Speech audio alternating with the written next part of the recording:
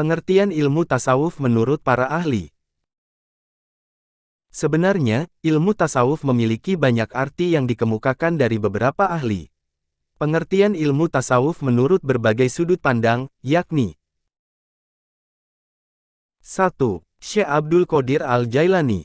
Tasawuf adalah mensucikan hati dan melepaskan nafsu dari pangkalnya dengan halwat, riyadullah, taubah, dan ikhlas. 2. Al-Jinaid. Tasawuf artinya kegiatan membersihkan hati dari yang mengganggu perasaan manusia, memadamkan kelemahan, menjauhi keinginan hawa nafsu, mendekati hal-hal yang diridai Allah, dan bergantung pada ilmu-ilmu hakikat.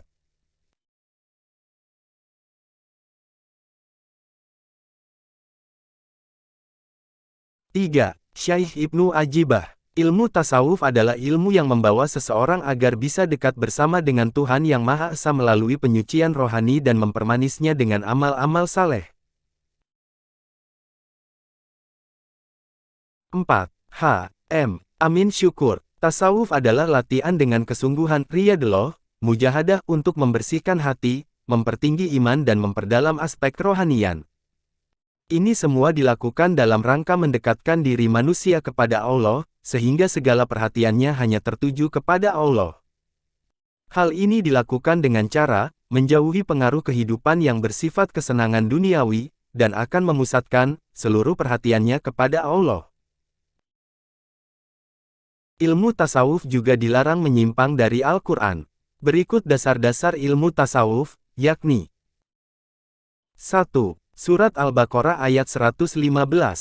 Dan kepunyaan Allah lah timur dan barat, maka kemanapun kamu menghadap disitulah wajah Allah. Sesungguhnya Allah maha luas rahmatnya, lagi maha mengetahui. 2. Surat Al-Baqarah ayat 186. Dan apabila hamba-hambaku bertanya kepadamu tentang aku, maka jawablah bahwasanya aku adalah dekat. Aku mengabulkan permohonan orang yang berdoa, apabila ia memohon kepadaku, maka hendaklah mereka itu memenuhi segala perintahku, dan hendaklah mereka beriman kepadaku, agar mereka selalu berada dalam kebenaran. 3. Surat Qaf ayat 16. Dan sesungguhnya kami telah menciptakan manusia dan mengetahui apa yang dibisikkan oleh hatinya, dan kami lebih dekat kepadanya daripada urat lehernya. 4. Surat Al-Kahfi ayat 65. Lalu mereka bertemu dengan seorang hamba di antara hamba-hamba kami, yang telah kami berikan kepadanya rahmat dari sisi kami, dan yang telah kami ajarkan kepadanya ilmu dari sisi kami. Para ahli ilmu tasawuf, pada umumnya membagi tasawuf menjadi 3 bagian, yaitu, tasawuf falsafi, tasawuf akhlaki, dan tasawuf amali. Ketiga macam tasawuf ini tujuannya sama, yaitu mendekatkan diri kepada Allah dengan cara membersihkan diri dari perbuatan yang tercela, dan menghias diri dari perbuatan yang terpuji. Sumber-sumber ilmu tasawuf. Sebagaimana layaknya ilmu tauhid, ilmu fikih, ilmu akhlak, ilmu kalam, ulumul Al-Quran, ulumul hadis dan ilmu-ilmu lain dalam Islam.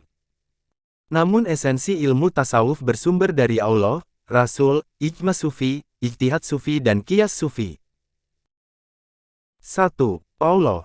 Allah merupakan zat sumber ilmu tasawuf, tidak ada seorang pun yang bisa membuat ilmu tasawuf dari selain zat Allah. Namun Allah mengajarkan secercah ilmunya terhadap para sufi melalui hidayah, inspirasi, baik pribadi maupun dengan perantaraan lain, selain Allah yang Allah kehendaki. 2. Rasulullah Shallallahu Alaihi Wasallam. Rasul merupakan sumber kedua sesudah Allah bagi para sufi dalam mendalami dan mengembangkan ilmunya. 3. Pengalaman sahabat. Setelah merujuk pada tumpuan Al-Quran dan hadis, referensi selanjutnya bagi aktivitas tasawuf yaitu pengetahuan dan langkah-langkah para pengikut setia Rasulullah Muhammad Shallallahu Alaihi Wasallam. 4. Ijma sufi. Ijma sufi, kesepakatan para ulama tasawuf merupakan esensi yang sungguh penting dalam ilmu tasawuf. Akhirnya mereka dijadikan sebagai sumber yang ketiga dalam ilmu tasawuf setelah Al-Quran dan hadis. 5. Ijtihad sufi. Dalam kesendiriannya, para sufi banyak menghadapi pengalaman aneh. Pengalaman itu merupakan guru terbaik, namun Allah memberi logika untuk berpikir semaksimal mungkin selaku alat pembeda antara positif dengan negatif dalam pengalaman. 6. Qiyas Sufi. Qiyas ialah penghantar sufi untuk mampu berijtihad secara mandiri jika sedang terpisah dari jamaahnya. 7. Nurani Sufi. Setiap sufi aktual memiliki nurani yang tajam di hatinya, ada yang menyebutnya dengan istilah firasat, rasa, radar batin dan sebagainya ialah anugerah Allah. 8. Amalan Sufi. Kaum Sufi memegang teguh tradisi diam-diam menyembunyikan nurani dan amalinya. Jika dua hal tersebut dimengerti umum dapat mengakibatkan kesalahpahaman, hal ini disebabkan dimensi tarikat perjalanan Sufi merupakan dimensi batin. Ada beberapa versi munculnya ilmu tasawuf. Ada yang percaya bahwa tasawuf sudah ada sebelum Nabi Muhammad SAW menjadi rasul. Ada pula yang meyakini tasawuf muncul setelah kerasulan Nabi. Tasawuf muncul sebelum Nabi Muhammad SAW menjadi rasul. Ini berasal dari orang-orang daerah Irak dan Iran yang baru masuk Islam sekitar abad ke-8 Masehi. Meski sudah masuk Islam, hidupnya tetap memelihara kesahajaan, dan menjauhkan diri dari kemewahan dan kesenangan keduniaan. Tasawuf berasal dari zaman Nabi Muhammad SAW. Berasal dari kata sufa, dan pelakunya disebut dengan ahel al-sufa, mereka dianggap sebagai penanam benih paham tasawuf yang berasal dari pengetahuan Nabi Muhammad. Tasawuf muncul setelah zaman Nabi Muhammad SAW. Mereka melakukan gerakan uslah, yaitu menarik diri dari hingar-bingar masalah duniawi. Lalu muncullah gerakan tasawuf, yang dipelopori oleh Hasan al-Bashiri pada abad kedua Hijriyah.